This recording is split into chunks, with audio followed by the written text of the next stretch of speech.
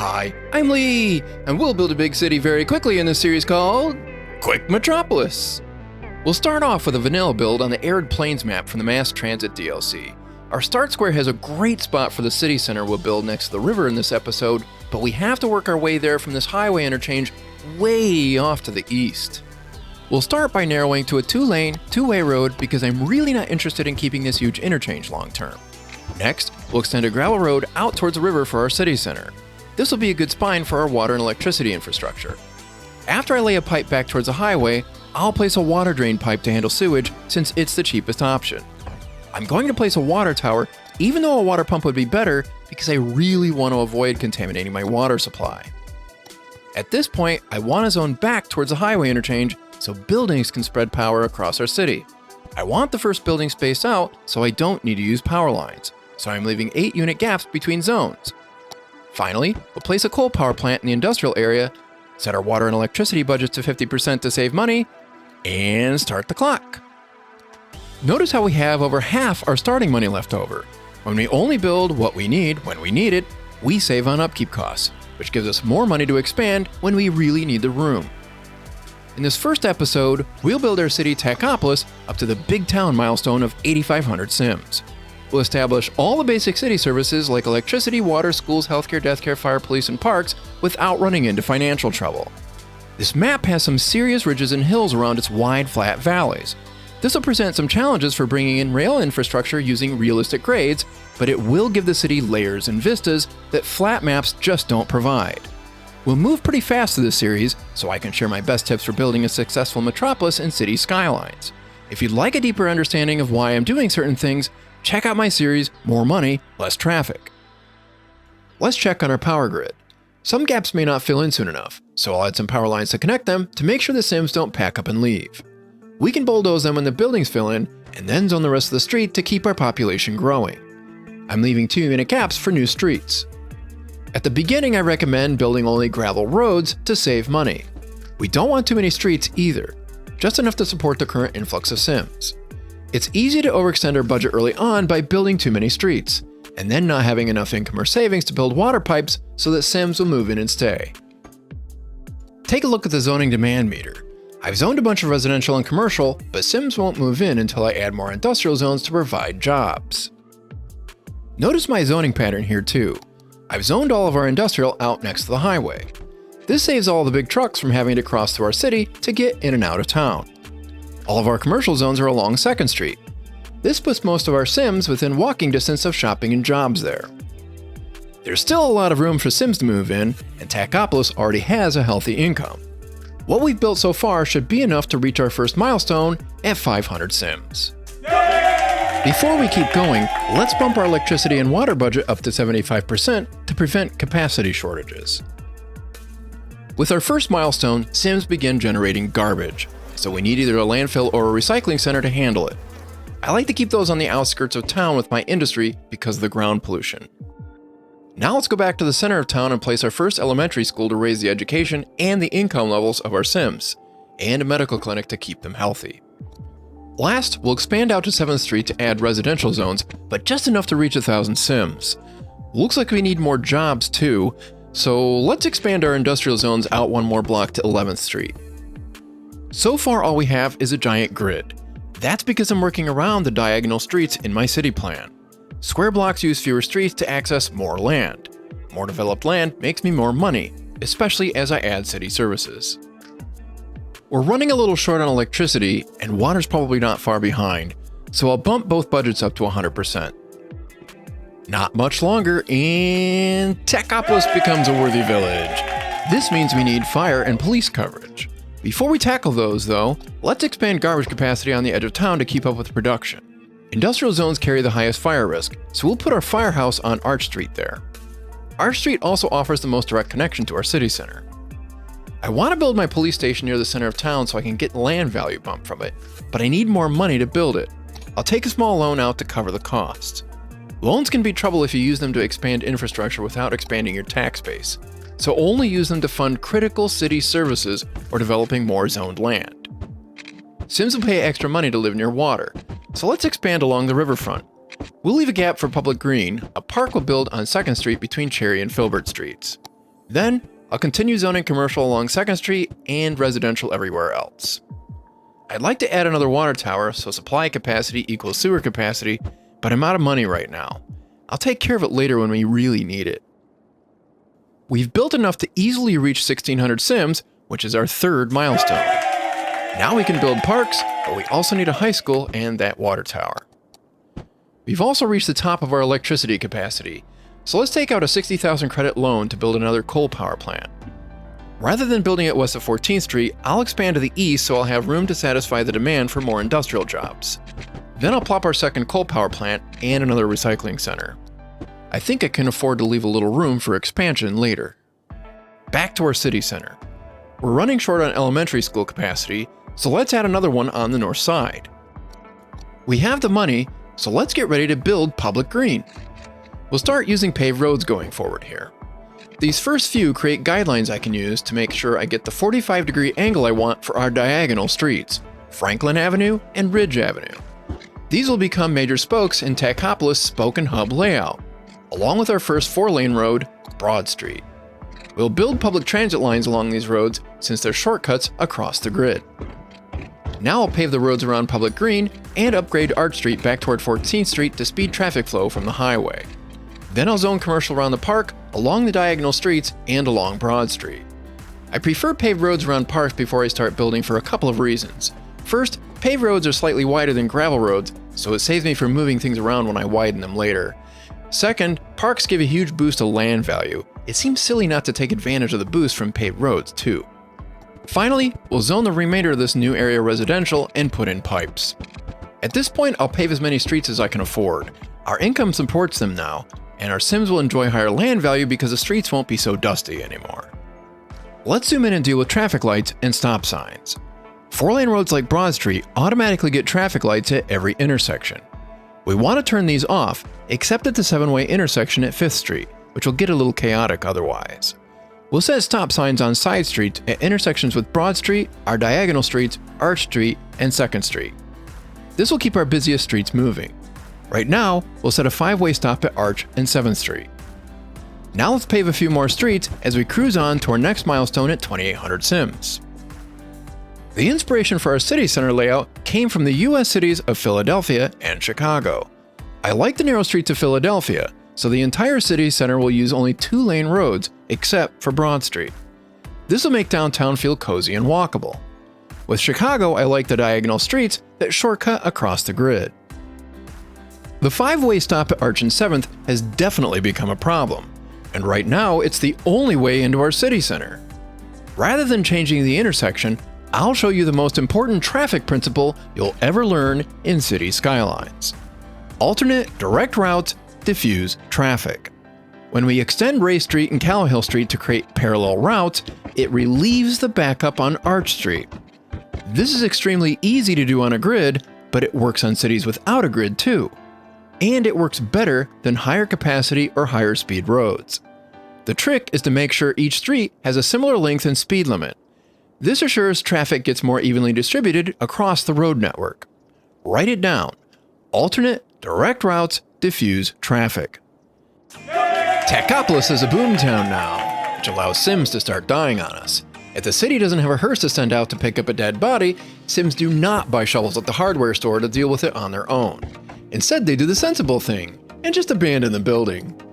To prevent this from happening, I'll expand to the north to make way for a cemetery. We'll zone the rest of this neighborhood residential, and add a 4th recycling center in our industrial area to keep up with garbage. I forgot to add pedestrian paths that shorten the walk to Public Green. Since I intend for this to become a dense area, I want to maximize walkability to high traffic destinations by creating shortcuts through these longer blocks. Now let's create a park area so we can build Public Green. This allows us to build a main gate, which allows us to build side gates and plazas. I like to make it convenient for Sims walking through the neighborhood to cut across the park. The Sims enjoy their walk more, and so does the city budget with all the extra Sims paying for the convenience. Parks play a huge role in creating land value. Land value nearby increases as we add to the park's entertainment value. The park will level up to allow higher admission prices as visitors and entertainment increase. New buildings become available as our first park levels up. But buildings aren't the only things that add to a park's entertainment value. Trees and props, including fences, also contribute. While we wait for public green to level up, I'll pave as many streets as I can afford to increase land value. I'll add more buildings to the park to reach level 3. Notice the high entertainment level around it, as well as the increased land value. Industrial demand remains pegged. It'd be nice to zone a bunch to boost residential demand, but I'd rather keep it small right now so I can satisfy it with office zones, which won't be available until our next episode. I'll zone just a bit more industrial while I wait for enough money to build more residential streets. This industrial area is also closer to my city center than I'd like, so keeping it small will also make it easier to move. Even with high enough temperatures to turn off the heat, electricity capacity problems persist. I'm trying to hold off on building another coal power plant because the ground pollution takes so long to dissipate, but it seems to be my best option right now. This looks like a good time to add water capacity too. Since land value has increased around public green, commercial zones have leveled up. Level 2 and especially level 3 commercial zones require Sims with higher education levels. Since our city is new, some commercial buildings complain that there are not enough educated workers. We could try to prevent zones from leveling up by keeping land value down, but this strategy takes a huge toll on tax revenues. Instead, I recommend investing in education and land value improvements and just remaining patient. Education levels will eventually catch up enough to eliminate this problem. We have enough money to complete our grid south of Broad Street, so we can add more industrial and residential zones to reach our next milestone. We'll zone commercial along Broad and 14th Street, and set aside more parkland on Ridge Avenue. Time to add more sewage capacity. I'll build a second water drain pipe next to the first. At this point in the game, we don't really add many new city services, but we do have to keep an eye on the info views to make sure we have adequate capacity. We're doing okay so far, but there are times where we're short on funds to keep up with needs. The blue availability indicator tells us we could use another elementary school and high school very soon. The good news, though, is that we've educated 35% of our Sims so far. Garbage capacity has fallen behind, so I'll wait for enough money and place another recycling center. If we add a few gazebos, public green will be well on its way to level 4. Now it's just a matter of time before we reach the busy town milestone at 5,500 Sims. A few commercial zones are still complaining that there are not enough educated workers, but again, if we keep enough school capacity in Tachopolis, this problem will go away as better educated generations of Sims enter the workforce. Since we have the Snowfall DLC, significant outdoor temperature drops will cause Sims to turn on their electric heat. Often we can just wait for the temperature to go back up, and electricity demand will drop enough that everyone will have power again. The busy town milestone is upon us. Now we can use our savings to build a fire station, a larger version of the firehouse. We also gained access to the police headquarters and the hospital, which are larger versions of the police station and the medical clinic. These perform the exact same functions as their smaller counterparts with higher capacities over a larger area, so it's safe to bulldoze the old buildings or move them to a location with less coverage. To help us grow population, let's spend a little on completing our 10 block by 10 block plan area. We're only 3,000 away from 8,500 Sims, our 6th and final milestone for this episode. We'll zone a tiny bit of commercial along the new section of Franklin Avenue and all along Broad Street. Then we'll zone residential everywhere else before we mark out Franklin Park. Since Tachopolis is getting bigger, I'm setting certain streets as priority roads. This turns on all the stop signs for streets that intersect. This includes Arch and Broad Streets, our diagonals Ridge and Franklin, and 2nd, 6th, 10th, and 14th Streets. I need to zoom in now where these main streets intersect to change some junctions away from having always stops. I want our busier streets to flow freely whenever possible and have a 4 or 5-way stop or even a traffic light where it's needed to improve traffic flow. Since public green just broke level 4, I'll place a couple of climbing frames to allow it to max out at level 5. As we move over to Broad Street, you'll see again that I have to turn off the traffic lights that automatically appear at each intersection. Since 14th Street right now provides our only highway access, I'll set a traffic light at the busy intersection with Arch Street. Let's zoom out and check out traffic flow. There's congestion at our 7-way traffic light at Broad and 5th Streets, which I was expecting, but something weird is going on with both sides of our highway interchange at 14th Street. Maybe it'll clear if I let it run for a while. Oh no, I know what happened. When I set 14th Street as a priority road, this set stop signs all along it, including where the westbound side of the highway and the inbound ramps meet up. Stop signs definitely do not belong here, so I'll get rid of those to get traffic moving again. Sadly, the backup stacks up as fast as it clears. This wouldn't be a problem if we didn't have a backup in the first place. Let me turn off the traffic light and give priority to 14th Street for a while to maybe clear it out. This will cause some problems for Arch Street, but it's like sending police to direct traffic manually for a bit to get more vehicles off the ramp quickly. Once it clears out, we can let the traffic light take care of things again. In just a few cycles, things begin moving pretty well at Arch and 14th Streets. Now we have enough cash saved to build a police headquarters on Broad Street and bulldoze our little old police station at Arch and 2nd Street. I'll zone a bit more industrial to satiate some of the jobs demand. Then we can expand out to 14th Street and around Franklin Park. We'll continue zoning commercial along Broad Street and continue the shopping district along 14th Street too. This neighborhood looks like a good place to build a third elementary school to keep education running strong. We could use another high school too. I'll place one as soon as we have the money. Education really is the key to building a strong city economy. Land value increases with our city's average education level, increasing tax revenues. Better educated Sims also produce less garbage, which saves on expenses. So I like to say that a more educated Sim is a more profitable Sim. I'm proud to say that our last few gravel roads have been paved. We're a tiny bit short on electricity. I just don't have the heart to build another coal power plant, so I'll place enough wind turbines to address the shortfall. I'm seeing some serious brownouts when the temperature drops, but not long enough for any of the Sims to get upset and leave, so we should be okay for now. We just about have enough money for a new hospital. Once I place it, I'll demolish the old medical clinic to save on upkeep. Let's check out info views. Land value shows a lot more green around 5th and Broadway due to our fantastic park and improved service coverage. Elementary and high school capacity is strong. We could use more garbage capacity, but healthcare and death care capacity looks good. Traffic has gotten worse at our highway interchange again, and we really need a new power plant, and probably new water infrastructure soon too. It does look like we really need more money than we have to fill our needs, but at least Public Green has reached level 5. In desirable areas like around Public Green, it does help land value to bulldoze abandoned buildings, but Sims that decide to move in will eventually do it themselves, like we see here on Franklin Avenue. The weather is warm and we're still short on electricity and cash. I'll add one more wind turbine, which looks like enough to solve the problem for now. We just need a few hundred more Sims to move in to reach our last milestone, and electricity just keeps running short. I don't know why I didn't think of this sooner. Since we have the Green Cities DLC, the geothermal power plant became available with our previous milestone. We have more than enough money to build one way out on Broad Street. These don't cause ground pollution, but they are noisy, so I like to keep them far away from residential zones. They produce so much energy, I can afford to demolish one of our dirty old coal power plants and have plenty of excess capacity. While I'm here, I might as well add another recycling center and add more industrial zones north of Broad Street. Population growth seems to have stalled out a bit, so I'll add just a few small blocks of residential zones. I'll also get Franklin Park started. I'd like to have a crosswalk in the middle of Franklin Avenue here, so first I'll lay a diagonal street to force a node there. Then I'll change one end of the street to have grass instead of parking, to create a crosswalk without mods. Then I can lay out the gates and park paths to allow Sims to take shortcuts through the park.